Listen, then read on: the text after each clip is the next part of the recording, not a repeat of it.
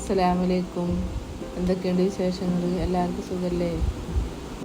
ഇത് ഞങ്ങളുടെ വീട്ടിൽ ഉമ്മ ഉണ്ടാക്കിയിരുന്ന ഒരു അവലോസ് പൊടിയുടെ പെർഫെക്റ്റ് റെസിപ്പിയാണ്. ഇവിടെ ഞാൻ ഇതിനായി 1 കിലോ പച്ചരി നന്നായി വെള്ളത്തിലിട്ട് കുതിർത്ത് പൊടിച്ച് വെച്ചിട്ടുണ്ട്.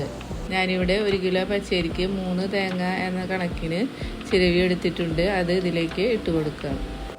ഇനി ഒരു ചെറിയ ബൗൾ ചുവന്നുള്ളി ചെറുതാക്കി അരിഞ്ഞത്, ഒരു ചെറിയ സ്പൂണ് ജീരകം, ഒരു വലിയ ടേബിൾ സ്പൂൺ എള്ള്, ആവശ്യത്തിനുള്ള ഉപ്പും ചേർത്ത് എല്ലാം കൂടി നന്നായി തിരിഞ്ഞെടുക്കണം. പിന്നെ ഒരു കാര്യം ശ്രദ്ധിക്കേണ്ടത്, നമ്മൾ പൊടിയെടുക്കുമ്പോൾ പുട്ടുപൊടിയുടെ പരുവത്തിൽ പൊടിപ്പിച്ചെടുക്കണം. നമ്മൾ 2 കൈ ഉപയോഗിച്ച് നന്നായി തിരുമ്മി യോജിപ്പിച്ച് എടുക്കണം. ഇനി നമ്മൾ സ്റ്റവ് കത്തിച്ച് ചെറുതീയിൽ വറുത്ത് തുടങ്ങാം. നമ്മളിത് കൈയെടുക്കാതെ ഇളക്കിക്കൊണ്ടിരിക്കണം, അല്ലെങ്കിൽ ഇത് അടിയിൽ പിടിച്ചു പോകാനുള്ള സാധ്യതയുണ്ട്.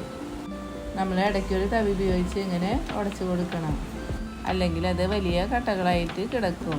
പൊടി വറുത്ത് വരുമ്പോൾ കാണാനും കഴിക്കാനും ഒരു ബുദ്ധിമുട്ടായി തോന്നും. അവലോസ് പൊടിയുടെ പാകത്തിന് ആവുന്നത് വരെ നമ്മൾ കൈയെടുക്കാതെ ഇളക്കിക്കൊണ്ടേയിരിക്കണം.